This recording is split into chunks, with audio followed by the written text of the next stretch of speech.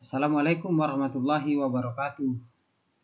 Pada kesempatan kali ini kita akan mencoba bagaimana caranya menggunakan Google Meet di bidang pendidikan. Jadi nantinya Google Meet ini akan kita gunakan atau kita akan membuat ruang pertemuan.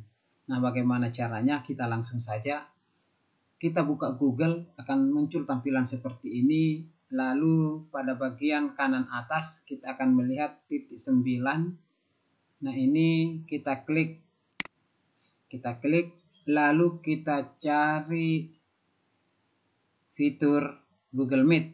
Nah, yang ini yang ada tulisan Meet. Kita klik 2 kali, klik kiri 2 kali. Nah, kita akan masuk pada tampilan seperti ini. Ketika muncul tampilan seperti ini, langkah selanjutnya yang akan kita lakukan adalah pilih New Meeting. Ya, klik kiri 1 kali, lalu pilih yang di tengah ini yang ada tanda tambahnya ini, Start an Instant Meeting. Teman-teman bisa klik. Nah, di sini kita menunggu. Nah, di sini akan muncul wajah kita. Inilah nanti akan tampil ketika kita sudah melakukan pertemuan. Ya. Kemudian ini ketika kita ingin menambahkan seseorang, boleh klik ini, ya. Add others.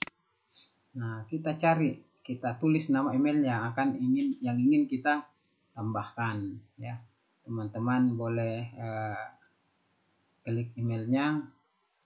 Nah, nanti teman-teman yang ingin mengundang boleh, ya, tetapi boleh juga mengundang dengan menggunakan link.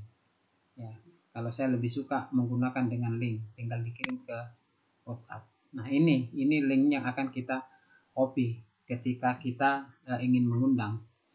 Ya, klik saja ini tanda copy ini. Nah, ini sudah ada petunjuk copy meeting link. Jadi teman-teman bisa langsung kirimkan ke WA. Ya, kalau sudah, kita keluar dulu dari sini. Nah, kita akan membahas fungsi-fungsi dari tombol-tombol ini. Nah, ini adalah tombol suara atau mikrofonnya. Nah, kalau kita menekan ini, nah di situ akan muncul tanda mikrofon yang berwarna merah, backgroundnya merah. Jadi ini artinya bahwa kita tidak bisa menggunakan atau suara kita tidak muncul, ya. Jadi suara kita itu tidak akan terdengar oleh teman rapat kita. Kemudian tombol yang kamera ini, nah ini akan menampilkan foto yang kita simpan di email kita. Nah, teman rapat kita itu tidak akan melihat video kita. Ya, kemudian ini CC-nya, ya, biasanya ini untuk bahasanya biasa muncul tulisan seperti itu, ya. Apa yang diucapkan oleh seorang akan muncul, ya. Kemudian ini adalah raise hand, ya, ketika kita ingin berbicara, karena ketika kita melakukan rapat virtual seperti ini, etikanya kita tidak boleh berbicara, ya, ketika ada orang lain yang berbicara. Nah, untuk ketika kita ingin berbicara, maka boleh menggunakan tanda raise hand ini. Ya, tanda akan muncul di sini, ya. Jangan berbicara sebelum diberikan kesempatan. Ya, tanda raise hand ini juga bisa digunakan ketika kita meminta izin untuk meninggalkan tempat, misalnya kita mau buang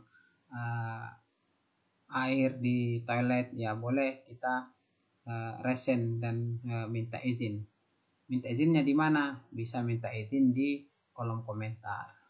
Nah, kita akan juga bahas nanti di kolom komentarnya di mana.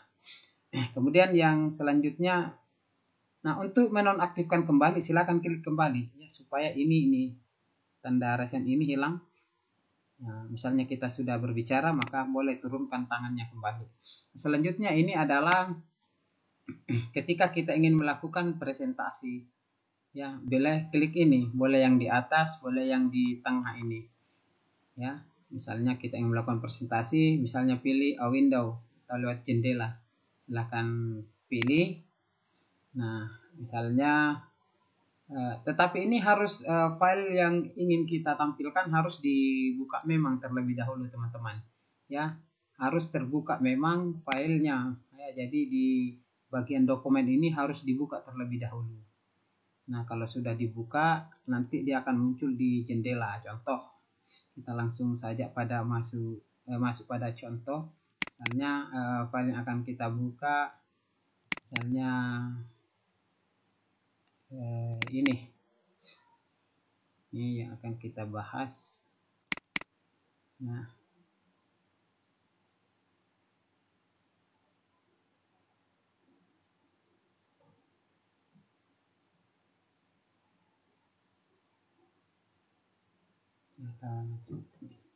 ya kita sambil menunggu terbuka, kita sambil lanjutkan bahas. Ya. Nah, selanjutnya sambil menunggu yang tadi terbuka ya. Nah, kemudian ini adalah jumlah peserta yang hadir. Nah, ini kita ketahui kalau di sini kan saya masih sendiri jadi satu di situ. Ketika ada peserta yang bergabung, maka itu akan bertambah ya, dan jumlahnya akan sesuai dengan jumlah peserta. Misalnya pesertanya ada 20, maka di sini akan tertulis 20. Kemudian yang ini, ya inilah kolom komentar. Nah, ketika kita ingin memberikan komentar, karena kolom komentar ini fungsinya ketika kita ingin menyampaikan sesuatu tapi masih ada orang yang berbicara, maka kita sampaikan lewat kolom komentar. Contoh, izin ke belakang. Lalu cara mengirimnya ada di sini, tanda send message. Nah, di sini akan terkirim. Nah, siapakah yang bisa melihat? Yang bisa melihat adalah kita sendiri, kemudian juga peserta-peserta rapat lain semua bisa melihat di sini.